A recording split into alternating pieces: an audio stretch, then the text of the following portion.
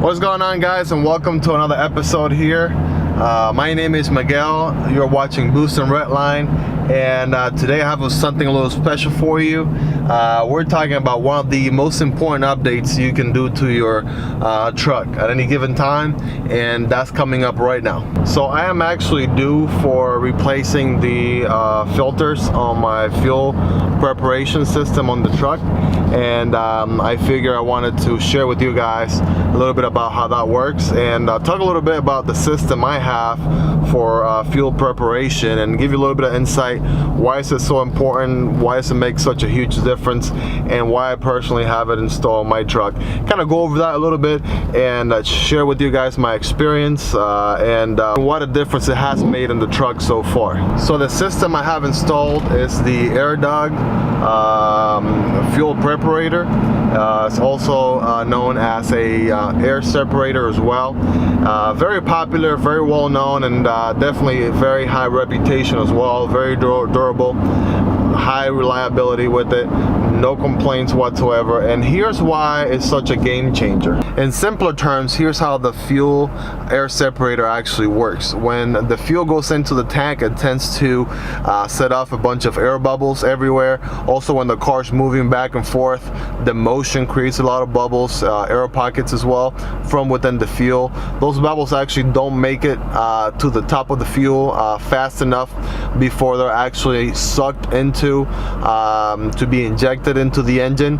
So what the air separator actually does is it meets the fuel halfway and separates all those air bubbles out from the fuel, giving you a much richer mixture of fuel into the engine, which allows for a more high flow and better performance on your truck.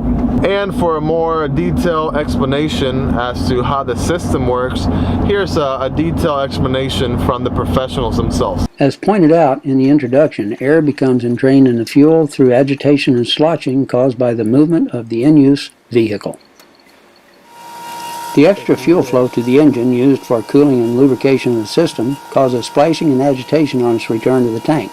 This entrains even more air in the fuel. As evident in this close-up, air bubbles just don't float up and out fast enough to prevent them from being carried with fuel to the engine.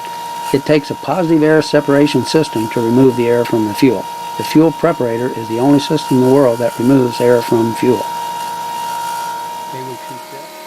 With the AirDog turned off, the Raptor pump on the left side acts as the engine transfer pump, drawing fuel with the entrained air from the tank through the inlet side sight glass, through the AirDog, and then the outlet side sight glass, and into the engine. Going back to the full view, we see how a standard vacuum feed filter system operates. We also see during this portion of the demonstration how the fuel continues to pass through the filters when the AirDog pump is off, and not shut the engine down should the AirDog pump quit unexpectedly. Okay, let's turn the AirDog on. Two things happen quickly. The separated air is sent back to the tank, and the pressure of the engine goes to the positive, preventing the engine fuel pump from cavitating and producing vapor. Let's watch this again. The AirDog fuel pump comes on. The separated air starts returning to the fuel tank. The pressure of the engine goes to the positive, and we have pure, clean, air-free fuel at the correct regulated pressure going to the engine, thus allowing the engine to operate with restored injection timing for maximum efficiency. We can clearly see with this close-up, the fuel is now virtually air-free. Let's take a moment to watch this whole process again. Without the AirDog running, the air is passing right on through the filter to the engine, as your system does currently. As the AirDog is turned on, we see the separated air starting to return to the tank. The pressure comes up.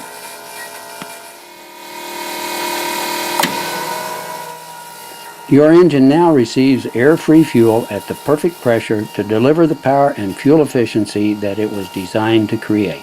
I order my filters from Donaldson. They usually come in a box of, like 5 to 6 different pairs. The first filter I use is the fuel filter. It's a P551315. This is the bigger one with the 2. This will definitely be the one filtering the diesel. And then the other one I use is the Donaldson P55050. This one is more for the water separator. I'll show you guys with this valve right here in the bottom. You can actually twist and get some of the water out at least once a week from your fuel system. So I'll go ahead and show you guys exactly how this works underneath the car and exactly what difference it makes overall. Next, I want to show you guys the tools I use. I actually use these skinny head pressure pliers. They have more of a surface where they actually grip, just like you can see here. So I use two of them. I use two of these, and that's to be able to block the fuel lines, as you'll see in a little bit here, of the fuel, and be able to replace the filters without having fuel going all over the place. They'll allow me to temporarily shut the fuel lines for a little while. I don't like using these pressure pliers. This design doesn't really give you any type of grip to block the fuel supply, so make sure you use these ones here. And then also, last but not least, this is actually a very cheap part. This is just a tool to be able to lose the filters. Sometimes I can even tie them by hand, and you know, even by hand it can be really tough to loosen up later on when you want to replace them. This is hyper tough, not really anything fancy, but it gets the job done. It's able to use this rubber material here to wrap around the filter without damaging it and making any messes, and it loses the filter really smooth, so that you can go ahead and replace it with a new one. Almost forgot to mention, we are going to need a pan of some sort, and for lack of better materials, today simple orange is going to be our catch pan, just in case. We are going to have a little bit of dripping of diesel. I don't want that to go in the floor, so I've gone ahead and cut this gallon of orange juice in half, and this will be our catch can for the job. So again, don't need to be super fancy. You can improvise, guys, and that's exactly what I'm doing here, so this will do just fine. I want you guys to hear the sound of, that's the sound right there. As you can hear it, very pronounced. It's the sound of the fuel separator, and you can see how pronounced it is because of the fact that the filters need to be replaced. So that's a little bit of a before, and we're going to see an after.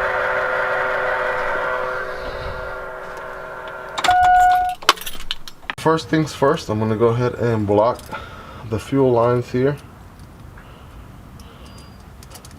Make sure that there you go. Down. And block this one. Okay, the line going and returning. As you see, I installed this mechanism here. I'm not sure if you guys can see it. I have this valve on one side, and I'm still yet to put it on this side, so that I can do it without the pressure pliers every time. But I want to show you really quick. I have my simple orange improvised reservoir here and container, and this is what I normally do for maintenance purposes every weekend or so, every Sunday. I loosen up this cap right here a little bit, let some of the water out. Just wanted to show you guys. And usually that first little bit that comes out, that's usually water that's been separated from the fuel, has been filtered out, whatever junk is in there. So next, I'm gonna go ahead and use my fancy tool here for loosening the filters. We'll start with the bigger one and then the small one, and then put them back in the opposite order. Okay, that's pretty tight enough. And then we let the tool do the work. There we go. And that's loose.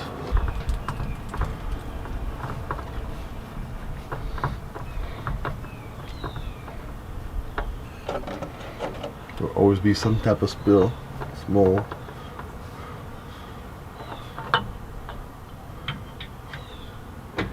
Right, I'm trying to catch it with the filter here. Okay, get a good grip on that one. There we go. Let the tool do the work. And that should be sufficient. One whole twist. I should be able to do it by hand. Loosen this filter up. This will be a workout for your neck, as you probably have to rely on using your neck a lot. Okay, so here we have the new filter. We're gonna start with the smaller one first. Basically put them back in the reverse order that we put them in. And we have to try to do this as quickly as possible, since it looks like their fuel's still running there. It'll take a second to kind of align it in place. Once you do, just tighten it by hand as much as you can. And then we're gonna give it a little touch with our fancy filter tool here.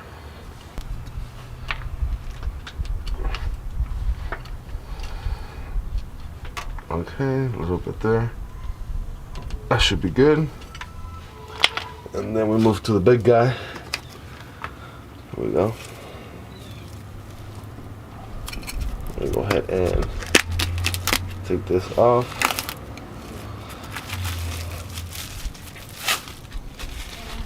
All right, there we go, ready to be put in. Here we go.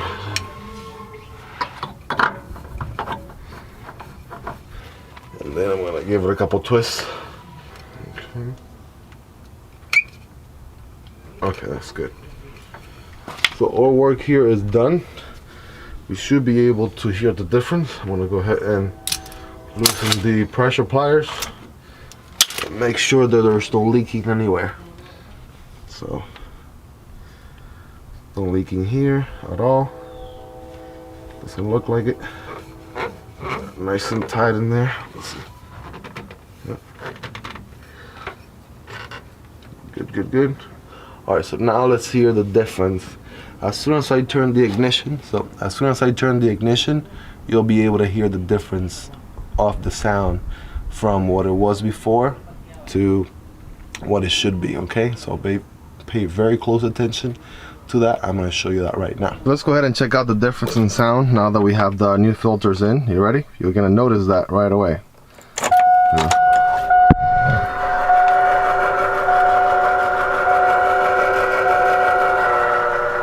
There we go, it just switched to the regular sound. That's exactly how they are supposed to sound normally. And hopefully you were able to catch that. Go ahead and turn it on, just to make sure everything looks good.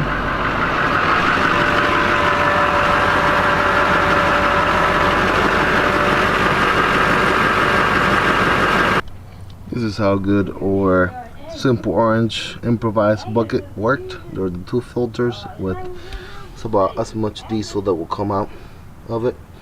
Alright you guys, thank you so much for watching this video. I really appreciate it.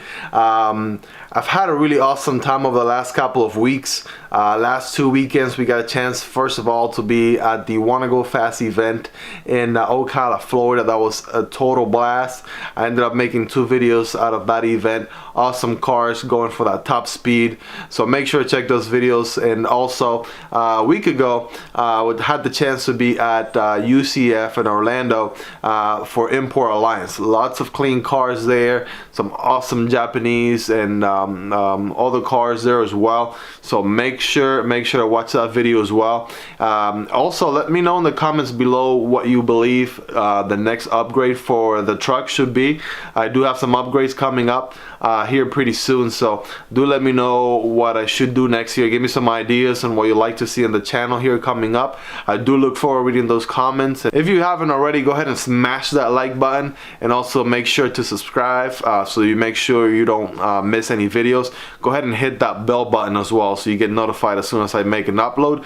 We are currently at 376 subscribers, and our goal here at the channel is to make it to 1,000 subscribers by the end of the month. So can we make it to that milestone? Absolutely, we sure can. Here are those 3 videos I was talking about, guys. Make sure to check those out. We will make it to 1,000 subscribers by the end of this month. I know we can totally do it. So make sure to subscribe and share with all your friends. I'm trying my hardest here to make a video every Thursday at 6 p.m. So weekly videos. I'm having a lot of fun here making those for you guys.